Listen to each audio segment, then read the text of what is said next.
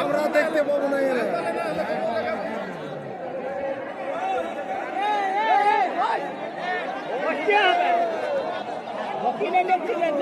মহিষ গাড়ি মারা যদি শান্তি দেখবি আমাদের বাঁশটা ভাঙিয়ে দিলে পঞ্চি মারান যাবে সবাই বুঝলে ওদের কত শখ আছে